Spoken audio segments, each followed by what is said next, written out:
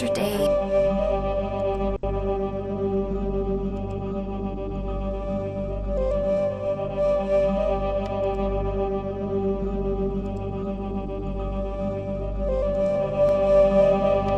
Testing, 1, 2, 3, testing. Testing, 1, 2, 3, testing. Testing, 1, 2, 3, testing. Testing, 1, 2, 3, testing.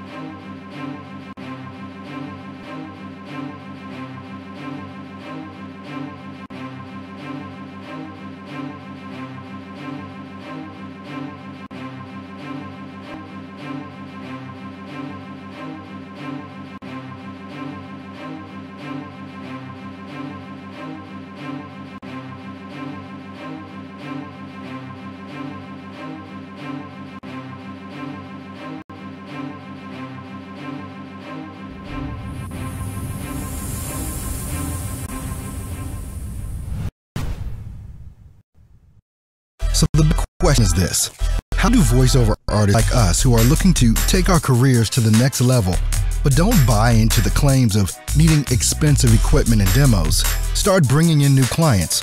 How do you follow a clear path to changing your voiceover side hustle into your full-time job and stick it to those that said you couldn't? Those are the questions, and this podcast will give you the answers. My name is Earl Hall, and welcome to In the Booth with Earl Hall, where we know how to grind and don't quit. And good morning, guys. We are back, and we are live with another Friday episode of In the Booth with Earl Hall. As always, wherever you guys are from, wherever you're tuned in from, go ahead and let me know. Type in the comments on YouTube, Facebook, Twitter, wherever you're from. I'd love to know and speak with you guys, at least give you a shout out on this amazing Friday morning that we've got going on here. You guys know I come to you Monday through Friday, basically for the voiceover artist that is looking to start, build, and grow a successful voiceover career. That is what I do. I want to thank all of you. I mean, I missed you guys yesterday. I really did. I'm still working on some things with my internet. I did get brand new internet so that I could stream and all that amazing type of stuff. But I think I need to still tweak some settings, basically for my broadcast. So we're going to just have to you're just going to kind of have to deal with that, I guess, for a while until I figure all of that out. It looks like it's streaming okay, but I don't know. I'll see in the post. You can tell me, how does it look to you guys? Is it any better than it's been for all of you guys that are in here already? But I want to say thank you guys for all the support that you continue to give to me. It is, I mean, this is like my oxygen for me pretty much every single day, to come to you guys, to answer your questions, and kind of just give you what I have. I mean, all I can give is what I have. I've got over a decade of experience doing this. So this to me is just, I don't know, this is just fun. This is just fun to me. I mean, sharing my experiences that I've had over the years in voiceover and being able to figure this thing out in regards to getting clients, in regards to marketing and sales and what you need to do, and, you know, having the epiphanies that I have, basically, of knowing that if you're a voiceover artist, your number one job is getting clients. That is the thing that you have to be most concerned about. And I'm talking about, okay, after you've gotten the basics down, you understand your DAW, you have gone through coaching classes and things of that nature. You have, I'm just trying to see what's up on my screen here. Okay, that's what it is. I have no idea why that was playing. But at any rate, you know, being able to deliver your script appropriately, script interpretation, acting. This whole thing is about acting. And there's so many, there's different things going on. I have a couple of agents. One of my agents sent me an email about VoiceBank being acquired by voices.com. Now I have no idea what that means. In the email that I got from my agent, it didn't explain anything, but it sounded like something was about to go wrong. That's what it felt like to me in the email. And looking at that email and trying to determine, okay, what's going on, I said, you know what, never mind. You know, even after I did a couple of Google searches to try and see, okay, what's the deal here? I didn't see anything pop up right away, you know, from the VO communities out here to let me know anything in regards to, okay, what does this really mean? I thought about calling my agent and asking them, let me read you this email because it's kind of crazy. It's weird. I can say that. It is definitely weird. All right. So I won't put my agent on blast, this particular one. It's because I do kind of like them. But hello. We want to first thank you for always partnering with us. Doesn't that sound like it's about to be a breakup? Honestly, does that not sound like it's about to be a breakup that's going on, right? So we want to first thank you for always partnering with us. We value our relationship with all our talent, and we appreciate the commitment and concern for the industry some of you have shared with us over the past few months. This is not sounding good. The email is not sounding good, right? Okay, as you can see from the email below, Voices.com has purchased our valued partner, VoiceBank. This is on the heels of an $18 million investment from Morgan Stanley into Voices.com. We anticipate this is only the beginning. I still do not know what this means, okay? If you guys know what this means, tell me. You know, all this thing with Voices.com purchasing VoiceBank, tell me. All right, they go on to say, please know that we have been working on a response to all this And we will be providing more details on this soon. You know something you could have said now, I'm sure, other than this. We know you'll want to talk about this as much as I'm sure you have many questions. Please feel free to email us, check this, but we'd like to keep the phone calls to a minimum at this time, as we have a lot of work to do before we can provide those details. We love our talent, we love our industry, and we'll continue to fight for both. And they sign their names or whatever. Does anybody have a clue as to what that means? Now, here's the good part about all of this. You don't have to give a crap. You don't have to give a crap. If you're a voiceover artist, you guys have been following me for a while here, and you know the tactics, some of the tactics and the strategies that I teach, all the free information that I give away in regards to those things, even some of the paid information that's dirt cheap on, the stuff that you can do on autopilot with your voiceover marketing and things like that. You know that I'm not a big proponent of using casting sites. Use them if they work. If they work, use them. And I say that very, very seriously. If you're on voices.com, if you're on Voices123, if you have a talent agent or whatever, use them, and double down on those things that work. But the thing that I teach the most, and I have these conversations all the time with different business owners, not just people in voiceover, I say always have your home base, always have your platform, and always make sure that that's where you're paying most of your attention. Always make sure that is where you are paying most of your attention. You know what I figured out here? I think I'm understanding why some people aren't coming in. I have my setting on YouTube set to private. Okay, now some people from YouTube will be able to come in. But thanks all of you. Let me check over on Facebook.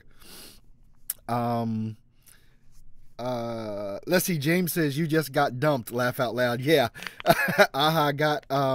Got you now, man. Trying to connect Earl, but I've got a nice static shot of your head. Not saying much. Okay. Listening while driving. Okay, just don't be watching while driving, James. So it seems the video is going just fine over on Facebook. It doesn't seem to have any issues. I made a debacle over on YouTube because I had a setting set to private, so it wasn't going to show people that I was online. So now the people over on YouTube hopefully will be coming in with that too. But I love you guys on Facebook and Pinterest. Yeah, Pinterest doesn't broadcast. Twitter. And I can't think of the name on Twitter. Anyway, yeah. I'm a big proponent, let me get my faculties back here, of you having your own home base, of you being able to have something that you control. People are always complaining about things, whether it's Facebook, even YouTube or Google, changing an algorithm. And they have a conniption fit over it. Like, oh no, I was doing fine. They changed it. You don't control it. Same thing with the casting sites. You don't control them. You have no say, as in a real sense of what's going to happen on a pay-to-play site or a freelance site or a casting site or whatever. You don't control that medium. The medium that you control is your home base, which is your website. You don't control Facebook. Facebook owns your junk. Okay? So if Facebook wants to delete your junk, they can delete it. If SoundCloud wants to delete your junk, they can delete it. Anything, any podcasting service, whatever, they can delete it. You control what you do on your website. You control the information that you put out. You control the message that's going out. And when you do certain things like email marketing and, direct marketing like that, you control all of that. You have a say in how much you do and what it is that you do. But when we're talking about things like a pay-to-play site, like with Voices.com purchasing VoiceBank, and I'd never even really heard of VoiceBank until I got this this email. I may have somewhere in the back of my mind said, oh, voice bank, but I'd never been to the site. So I'll probably go there and check it out and see what's going on a little bit later. But you don't have to worry about who buys who if you control what it is that you're doing. If you have a solid plan of action to get work on your own. And I say this all the time, and it bears repeating because I don't know that people actually get it the way that I want it to be got. When I say that, I just lost my thought here because I was trying to look at something over here. All right. So here we go. That got my thought back.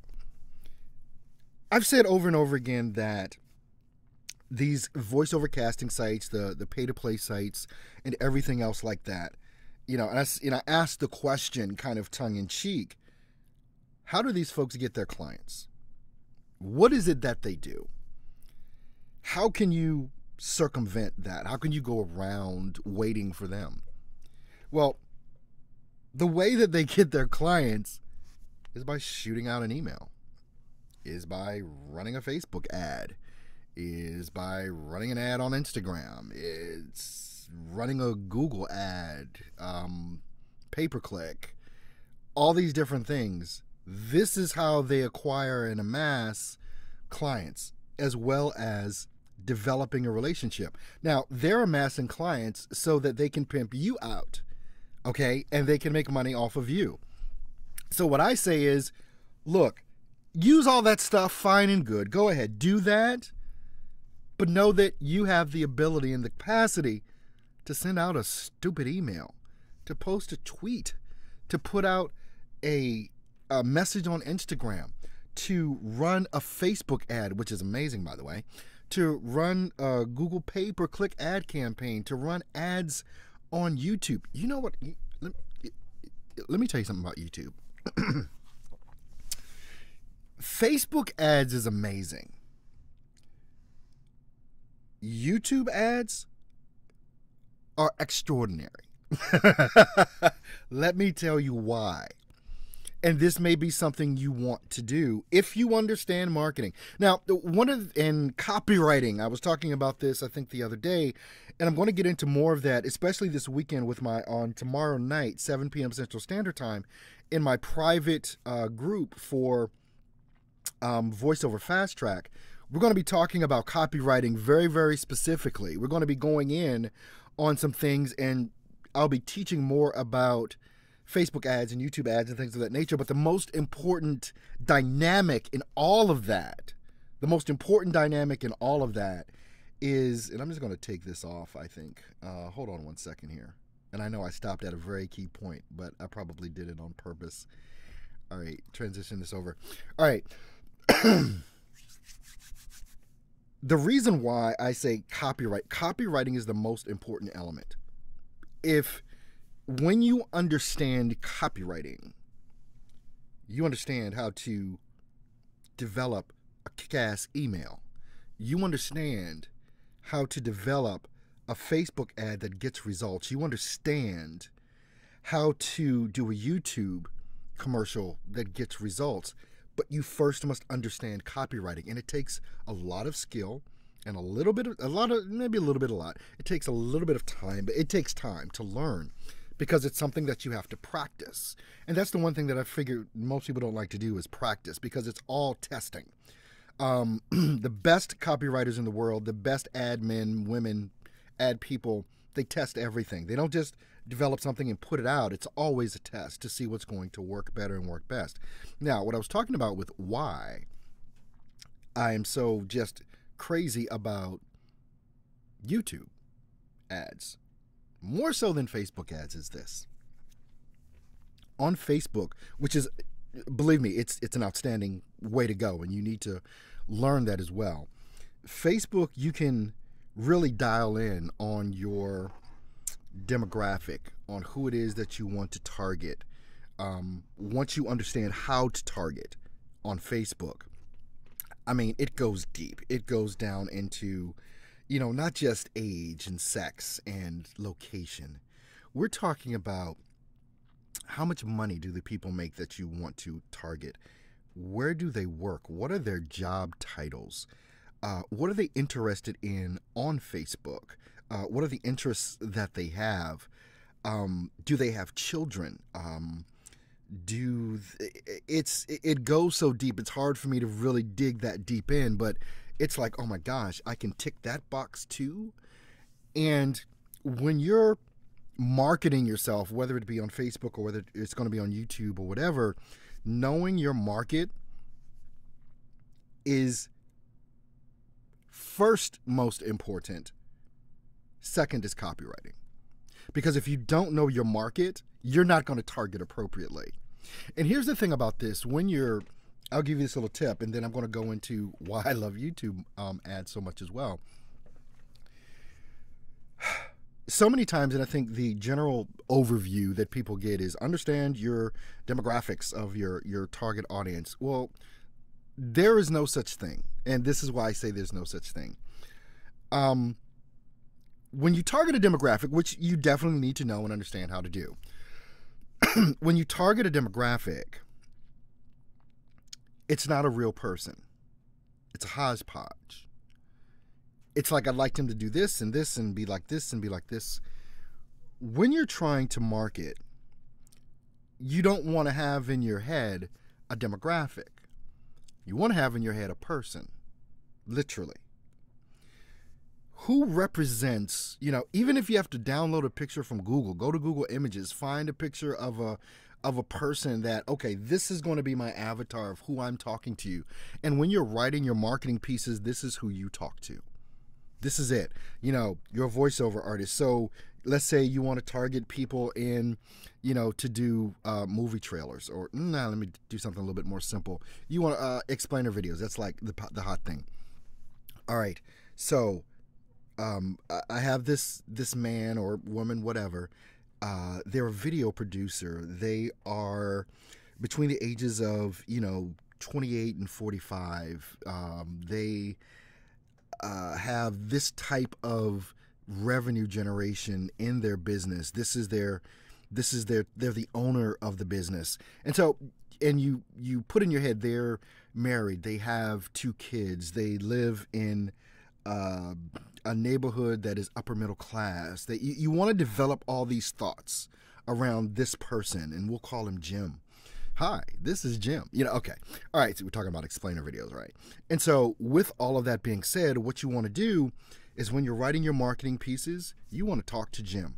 That's it. You want to talk to Jim. You want to figure out a conversation that you're having with Jim. It's not about sounding slick and all that kind of stuff. It's about having a real conversation.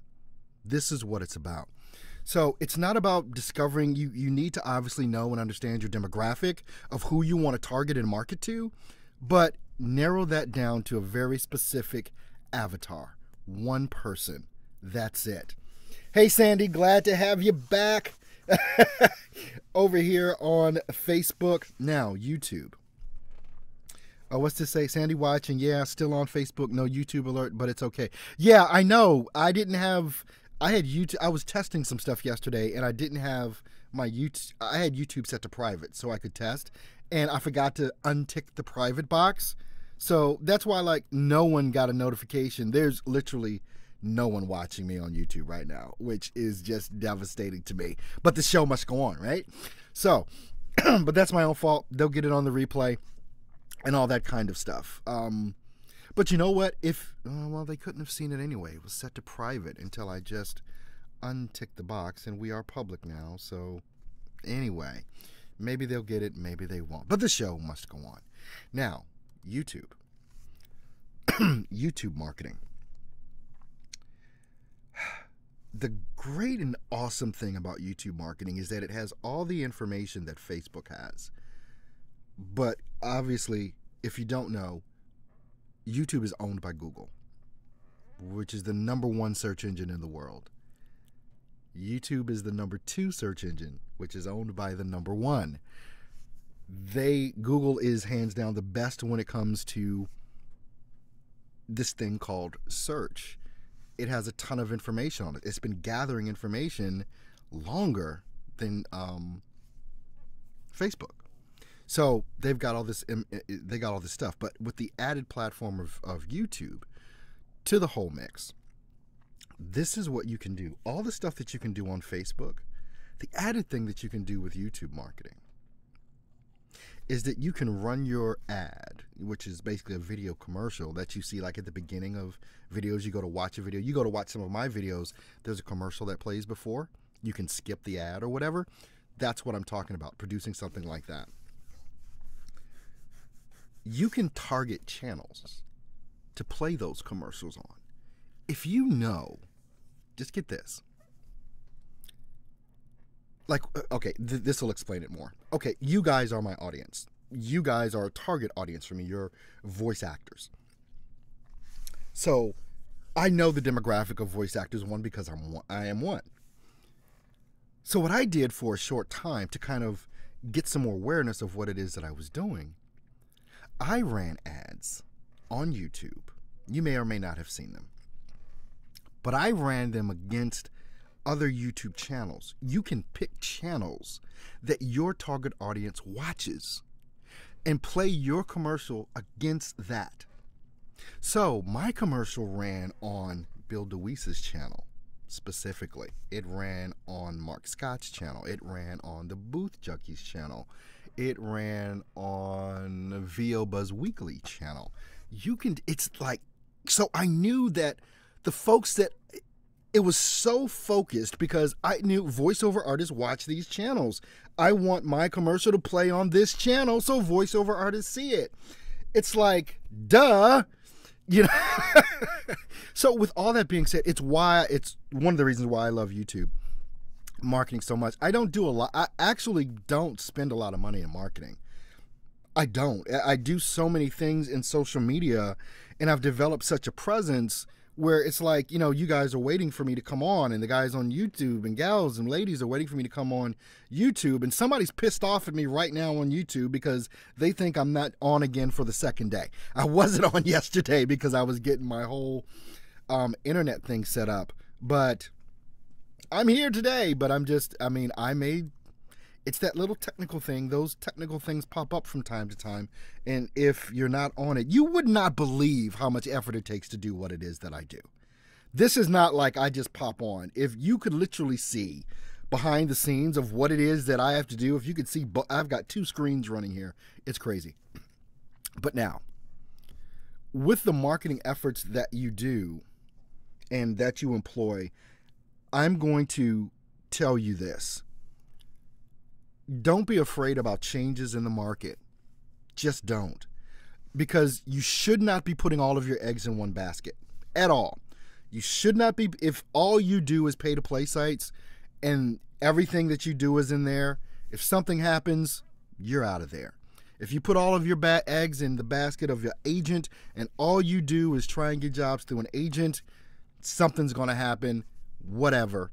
If you put all your eggs in the freelance basket and you're on sites like Upwork and Fiverr and stuff like that, but that's all you do, anything can happen. You've got to have, this is what we talk about when we say multiple streams of income.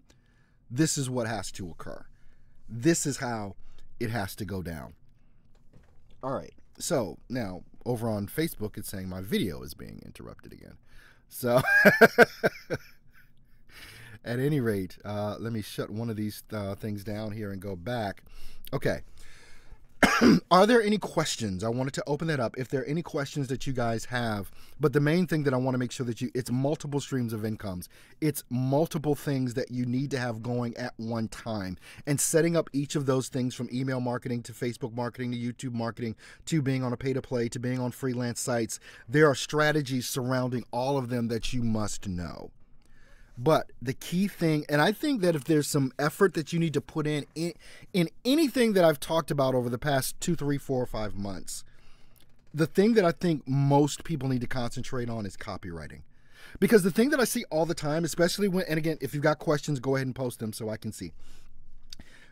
The thing that I see most times, which is just the killer of anything that you're going to do with trying to develop an ad per se, or to run an ad campaign, is that when you don't understand copywriting, you have no idea what to say. And so all you talk about is yourself, which no one cares about. The first thing you have to understand with copywriting is they do not care about you. All they care about is them. I see ads all the time from different people in different places in my industry and other industries, and all they're talking about is features, features, features, and I. When you're saying I all the time, it's going to kill your ad. I do this, and I can do that. Oh, I also do this, and this is why you need to work with me, because I'm so great. No one cares about you. They only care about them. And you need to switch all of that around. If you say I in more than twice in anything, and you never start off with I. You never start off with I. Again, it's a lot to go into. Start looking, just start searching how to copyright, how to gain copywriting skills, top copywriters in the world. Start looking at them, start understanding and reading the things. And that I'm telling you right now, copywriting is hands down going to be one of the biggest things that you need to learn as a voiceover artist. It is the thing that's going to make a difference. It's the thing that's going to make a difference in your voiceover career and getting clients. I'm typing something here. When you don't understand copywriting, basically the whole thing comes down to you do not understand how to acquire clients. It just comes down to that. You do not understand how to acquire clients. Okay. Nobody had a question come through, which is cool, but I want to thank you guys for tuning in on today and kind of going through with me. It looks like I'm still having some sort of issue, but hey, it is what it is. The show still must go on, as they say. But I want to make sure, if you guys want some more information on VoiceOver Fast Track in particular, music is really loud, isn't it? You can go ahead and get that information. Steps to voiceoversuccess.com/VOFT. We're going to be going in on this whole thing with copywriting and marketing on Facebook, YouTube, all that across the platform, starting tomorrow, 7 p.m. Central Standard Time. You join today, you get 7 days free. So go ahead and do that. There's probably a link in the description somewhere on how you can start becoming active in a VoiceOver Fast Track. I want to thank you guys for being here today. Sorry about the little technical difficulties I've had, but hey, it is what it is, right? You guys have an awesome and amazing weekend, and I'll see you guys back here on Monday. You take care. And I have nothing to go to. I set up this whole thing. I have nothing to go to go out. So I'm just gonna go out. You guys have a